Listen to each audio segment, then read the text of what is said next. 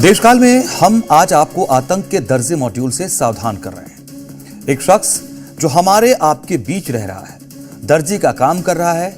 आप उसके पास उसकी दुकान में जाते हैं, कपड़े का नाप देते हैं, कपड़े सिलवाते हैं। टेलर और कस्टमर वाला रिश्ता बन जाता है। इसके साथ ही एक दोस्ताना रिश्ता सा भी बन जाता है। लेकिन क्या हो जब आपको पता चले कि जिस दर्जी से आप दोस्ती बढ़ा रहे हैं, कपड़े सिलवा रहे हैं, वो एक हार्डकोर आतंकी है?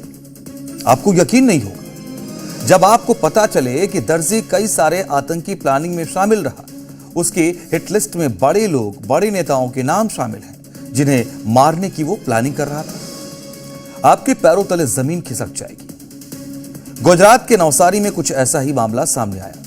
एक शख्स जो पिछले 4 सालों से दर्जी का काम कर रहा था, लोगों के बीच रह रहा था, उसके आतंकी नेटवर्क से जुड़े होने के पुख्ता सबूत मिले हैं। उसकी खतरनाक आतंकी इरादों का पता चला है, जिससे जानकर न सिर्फ नवसारी बल्कि देश का हर बंदा हैरान है, परेशान है। आतंक के कितने मॉड्यूल हमारे देश में सक्रिय हैं?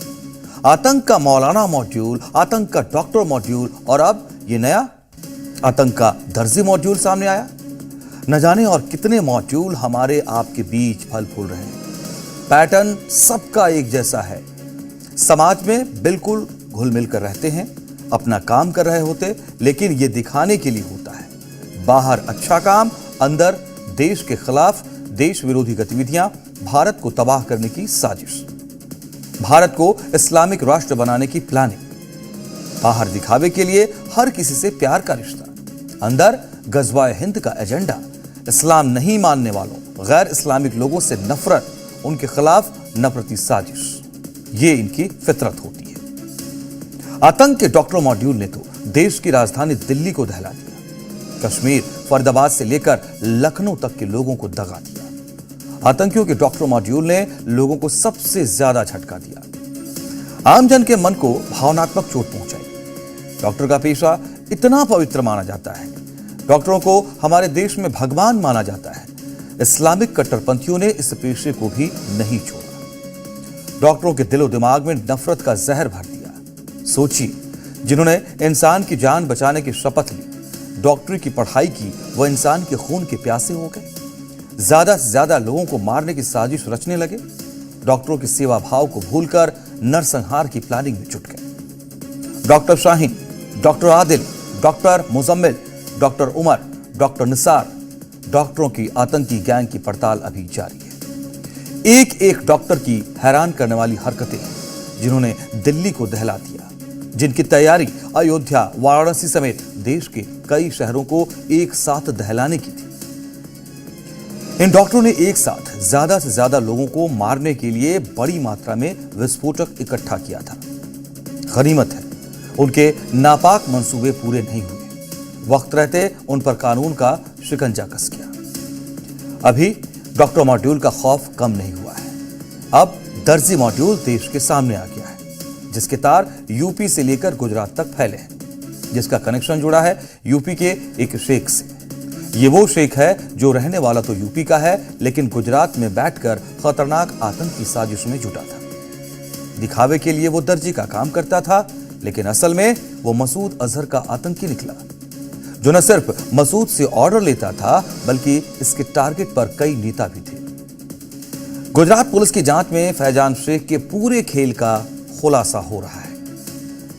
4 साल से जो लोगों के बीच रहकर दर्जी का काम कर रहा था, वो फैजान असल में दर्जी ना होकर एक आतंकी निकला, जिस पर अब जो खुलासे हुए हैं वो चौंकाने वाले हैं।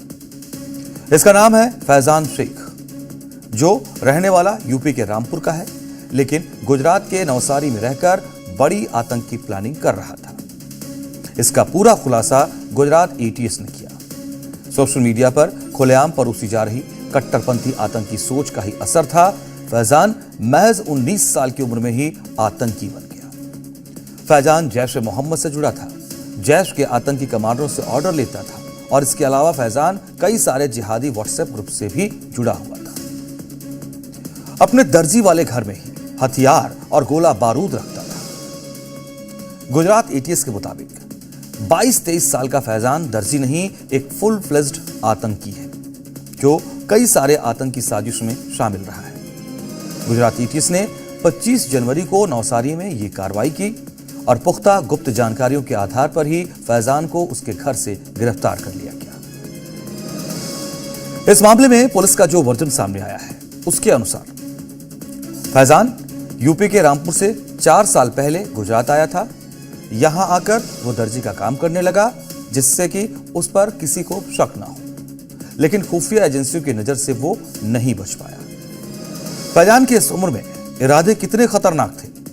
पाकिस्तान में बैठे उसके आतंकी आकाओं ने उसे कई सारे आतंकी मिशन पर लगा रखा था, आप समझ रहे हैं। और जांच में हुए खुलासे के मुताबिक फैजान पैगंबर के खिलाफ टिप्पणी करने वालों का डेटा इकट्ठा करता था, उसको ग्रुप्स में भेजता था और फिर उनके मर्डर की साजिश भी रचता था। उसका मकसद टारगेटेड हत्याएं कर आतंक फैलाना था।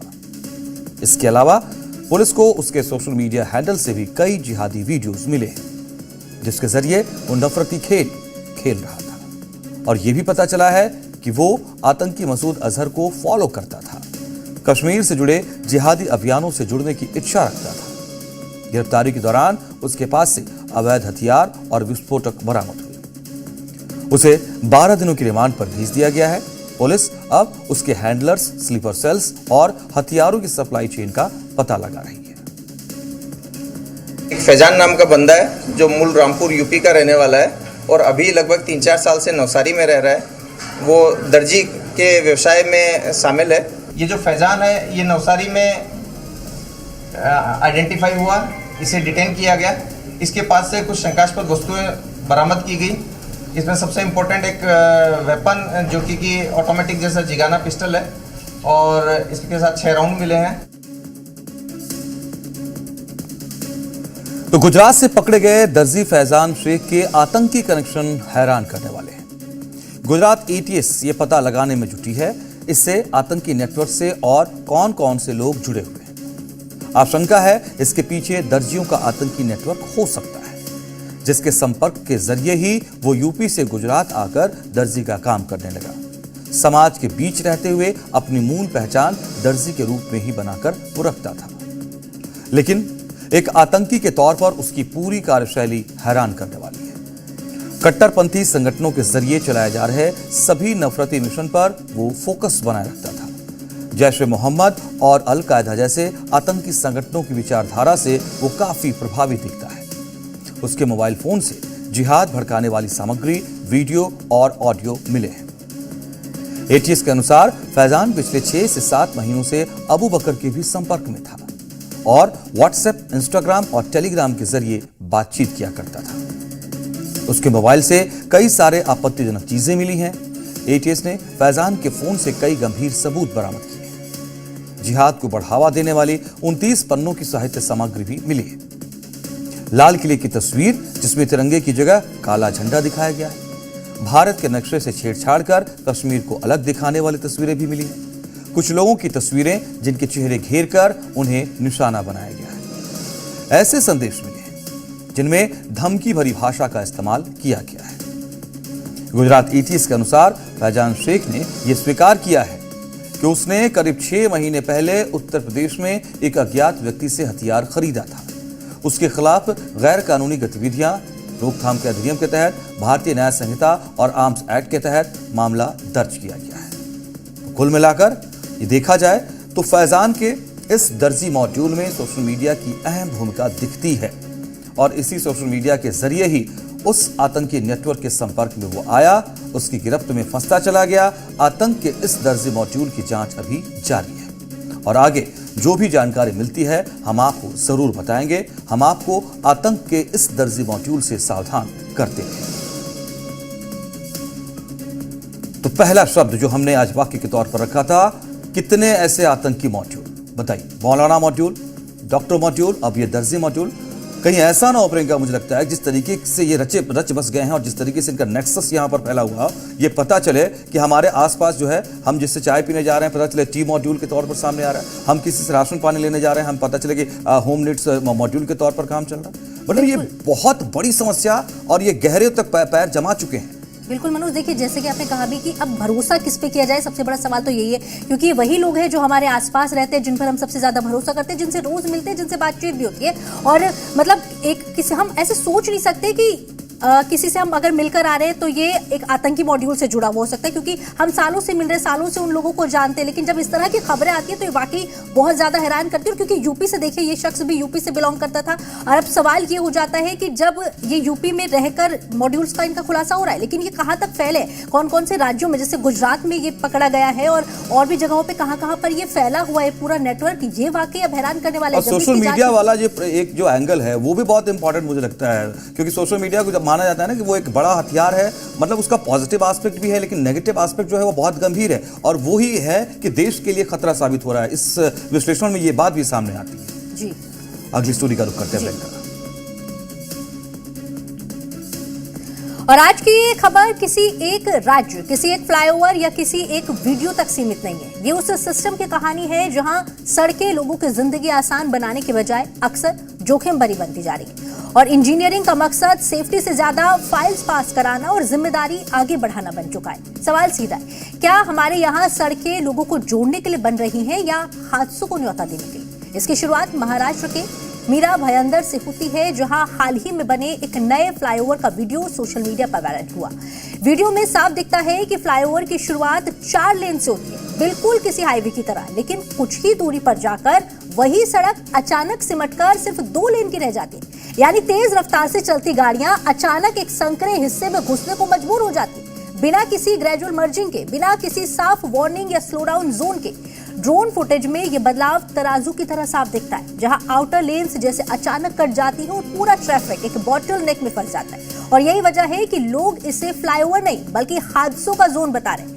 कांग्रेस ने इसे इंजीनियरिंग का चमत्कार कहते हुए सरकार पर हमला बोला है। वहीं जवाब में MMRDA ने सफाई दी है कि डिजाइन में कोई गलती नहीं है, बल्कि ये भविष्य के विस्तार को ध्यान में रखकर जानबूझकर किया गया। दलील दी गई कि आगे चलकर 2 अतिरिक्त लेन बनेगी, अभी जगह छोड़ी गई।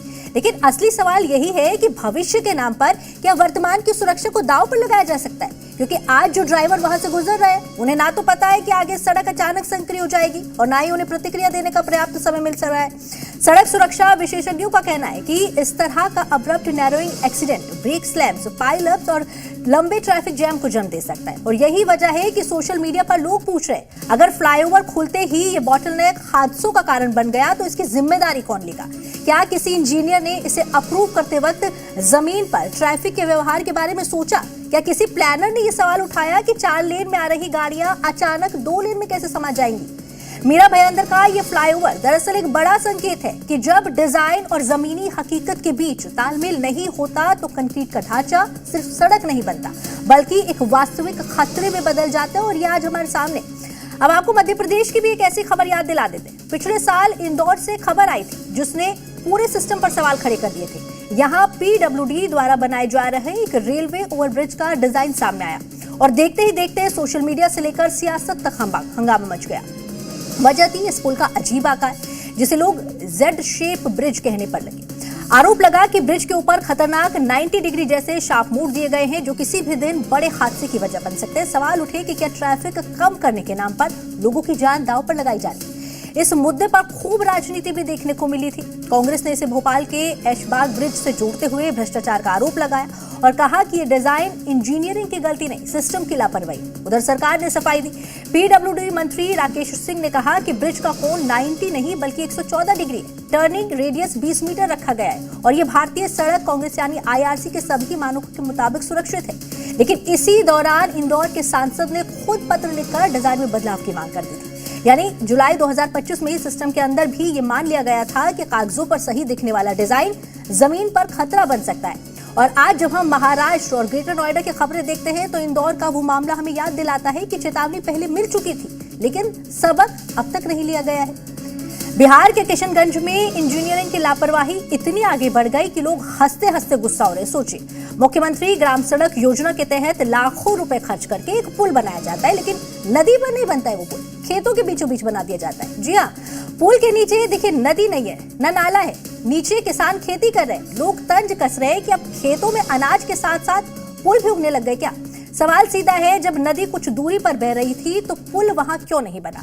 ग्रामीण कह रहे हैं कि ये पुल किसी काम का नहीं है, सिर्फ सरकारी पैसे की बर्बादी। मतलब साफ है, सर्वे कागजों में हुआ, जमीन पर नहीं हुआ। जिम्मेदारी तय करने के बजाय अब जांच की बात हो रही है, लेकिन ये कोई नई बात नहीं है। पहले पुल बनता है, फोटो खिंचती है, फिर गलती निकलती है, फिर जांच बैठती है, लेकिन तब तक पुल भी खड़ा रहता है और सिस्टम की लापरवाही भी।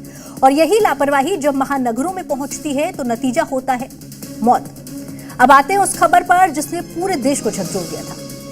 ग्रेटर नोएडा के सेक्टर 150 में युवराज मेहता की मौत। एक 90 डिग्री का शार्प टर्न, सड़क के किनारे गहरा पानी भरा गड्ढा, न बैरिकेडिंग, न दीवार, न चेतावनी। कार सीधे गड्ढे में गिरी और एक जिंदगी खत्म हो गई। सवाल यह है, क्या यह हादसा था या सिस्टम की हत्या? युवराज की मौत के बाद प्रशासन हरकत में आया, स्पीड ब्रेकर बनाया गया, सफेद पट्टी लगाई गई, झाड़ियां काटी गई, बैरिकेडिंग भी हुई। लेकिन सवाल यह है कि अगर ये सब पहले कर दिया जाता तो क्या युवराज आज जिंदा नहीं होता? वहां रहने वाले लोग कह रहे हैं कि वो जगह पहले भी खतरनाक थी, शिकायतें हुई थी, लेकिन कोई सुनवाई नहीं हुई। अब पुलिस की तैनाती है क्योंकि कैमरे हैं, नेता है, मीडिया है, यानी जब तक सवाल पूछने वाला है तब तक सिस्टम जागा हुआ है, और जैसे ही ध्यान हटा लापरवाही फिर लौट आएगी। तो महाराष्ट्र का फ्लाईओवर हो, इंदौर का जेड शेप ब्रिज हो, किशनगंज का खेत वाला पुल हो, या फिर ग्रेटर नोएडा की जानलेवा सड़क, कहानी एक ही है। डिजाइन कागजों पर पास है, जमीन पर फेल है। अब सवाल ये नहीं है कि गलती किससे हुई, सवाल ये है कि सजा किसे मिली। क्या किसी इंजीनियर की डिग्री सस्पेंड हुई, या किसी अफसर पर मुकदमा चला, या किसी ठेकेदार को ब्लैकलिस्ट किया गया? जवाब शायद आप जानते हैं। जब तक सड़कें सिर्फ उद्घाटन की तारीख देखकर बनेगी, जब तक इंजीनियरिंग जवाबदेही नहीं बल्कि फाइल मैनेजमेंट बनकर रह जाएगी, तब तक हादसे रुकेंगे नहीं। आज सवाल पूछना जरूरी है, क्या हमें विकास चाहिए या फिर सुरक्षित विकास चाहिए? क्योंकि पुल अगर जान बचाने की जगह जान लेने लगे तो वो विकास नहीं है, सिस्टम की सबसे बड़ी नाकामी है।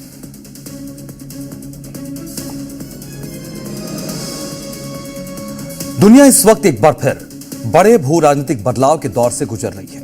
एक तरफ अमेरिकी राष्ट्रपति डोनाल्ड ट्रंप टैरिफ और सख्त विदेश नीति के जरिए अपने विरोधियों ही नहीं बल्कि सहयोगी देशों पर भी दबाव बना रहे हैं, तो दूसरी ओर चीन इस हालात को मौके में बदलते हुए वैश्विक कूटनीति में अपनी पकड़ तेजी से मजबूत कर रहा है। खासतौर पर मुस्लिम देशों की तरफ चीन का बढ़ता झुकाव अमेरिका के लिए नई चुनौती बनकर उभर रहा है।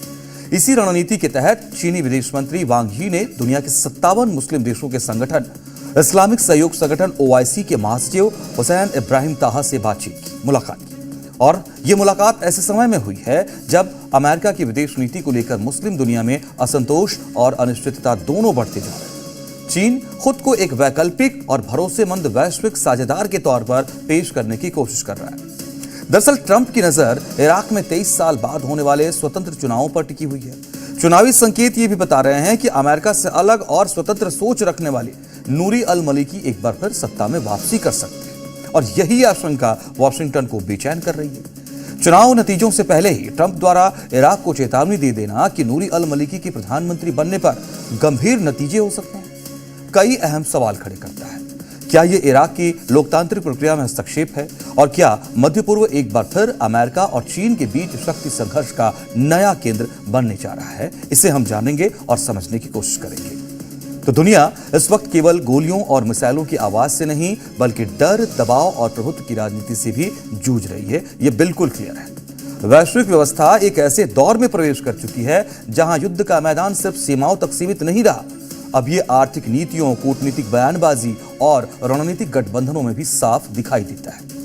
मिडिल ईस्ट लंबे समय से वैश्विक अस्थिरता का केंद्र रहा, लेकिन हालिया घटनाओं ने हालात को और अधिक जटिल बना दिया। इसी बीच अमेरिकी राष्ट्रपति ट्रंप की नई धमकियों ने मुस्लिम देशों में हड़कंप मचा दिया। अमेरिकी राष्ट्रपति डोनाल्ड ट्रंप द्वारा टैरिफ को लेकर दुनिया के कई देशों से टकराव की नीति ने वैश्विक शक्ति संतुलन को अस्थिर कर दिया, बल्कि छोटे देशों की सुरक्षा और संप्रभुता पर भी सवाल खड़े कर दिए। ट्रंप की अमेरिका फर्स्ट वाली नीति का एक बड़ा स्तंभ रहा है आक्रामक टैरिफ रणनीति, और इस नीति ने वैश्विक व्यापार व्यवस्था को झकझोर कर रख दिया है। अमेरिका की आक्रामक आर्थिक रणनीति उसके पारंपरिक सहयोगियों कनाडा, यूरोपीय देशों को भी असहज कर रही है। वो यही खाली जगह है जिसे चीन बेहद चतुराई से अवसर में बदलने की कोशिश कर रहा है। बीजिंग खुद को एक स्थिर, भरोसेमंद और बहुपक्षीय साझेदार के रूप में पेश कर रहा है, और ऐसा साझेदार जो धमकियों के बजाय संवाद और दबाव की बजाय निवेश की बात करता है। चीन की नजर खासतौर पर मुस्लिम देशों पर है। ऊर्जा संसाधन, रणनीतिक लोकेशन और बड़ी आबादी, ये सभी चीन की दीर्घकालिक भू राजनीतिक योजना के अहम हिस्से हैं। और चीन ये अच्छी तरह जानता है कि अगर वो मध्य पूर्व, उत्तरी अफ्रीका और दक्षिण एशिया के मुस्लिम देशों के साथ आर्थिक और कूटनीतिक रिश्ते मजबूत कर लेता है तो अमेरिका केंद्रित वैश्विक ढांचे को सीधी चुनौती दे सकता है। ऐसे में आज दुनिया के सामने दो मॉडल हैं। एक तरफ अमेरिका का मॉडल है जो प्रतिबंधों, टैरिफ और सैन्य दबाव पर आधारित दिखता है, तो दूसरी तरफ चीन का मॉडल है जो निवेश, इंफ्रास्ट्रक्चर और नॉन इंटरफेरेंस की नीति का दावा करता है। और मौजूदा वैश्विक असंतोष के माहौल में कई देशों को यह विकल्प आकर्षक लग भी रहा है। दुनिया एक नए शीत युद्ध जैसी स्थिति की ओर अब दिख रही है कि बढ़ रही है। यहां टकराव सीधे युद्ध के रूप में नहीं है, बल्कि प्रभाव, गठबंधन और नैरेटिव की लड़ाई के रूप में सामने आ रहा है। तो मध्य पूर्व इसका सबसे संवेदनशील मोर्चा है और मुस्लिम देश इस वैश्विक खींचतान के केंद्र में है। आने वाले समय में यह साफ हो जाएगा कि दुनिया डर और दबाव की राजनीति को चुनेगी या स्थिरता और बहुपक्षीय सहयोग के नए दावे को। लेकिन इतना तय है कि मौजूदा दौर में हर शक्ति संतुलन अस्थायी है और हर खाली जगह किसी न किसी नए खिलाड़ी को आमंत्रण दे रही है। तो इसी बीच चीन की विदेश नीति में मुस्लिम देशों की भूमिका तेजी से बढ़ती नजर आ रही है। चीनी विदेश मंत्री वांग यी और इस्लामिक सहयोग संगठन ओआईसी के महासचिव हुसैन इब्राहिम ताहा के बीच बातचीत इसी रणनीति का हिस्सा मानी जा रही है। 57 मुस्लिम देशों का प्रतिनिधित्व करने वाला ओआईसी चीन के लिए न केवल राजनीतिक समर्थन का मंच है, बल्कि ऊर्जा, सुरक्षा, व्यापार मार्ग और वैश्विक मंचों पर वोटिंग पावर का भी मजबूत स्रोत है। ऐसे में चीन इस मौका परिस्थिति को हाथ से जाने नहीं देना चाहेगा। तो कुल मिलाकर तस्वीर यह बनती है कि मुस्लिम दुनिया अब अमेरिका और चीन के बीच प्रभाव की नई जंग का मैदान बनती नजर आ रही है। जहां अमेरिका दबाव, धमकी और प्रतिबंधों की नीति पर चलता दिख रहा है, तो वहीं चीन संवाद, निवेश और कूटनीति के जरिए भरोसा बनाने की कोशिश कर रहा है। आने वाले समय में यह टकराव सिर्फ इराक या ईरान तक सीमित नहीं रहेगा, बल्कि पूरी इस्लामिक दुनिया की विदेश नीति की दिशा और दशा तय करने में भी अहम भूमिका निभाएगा।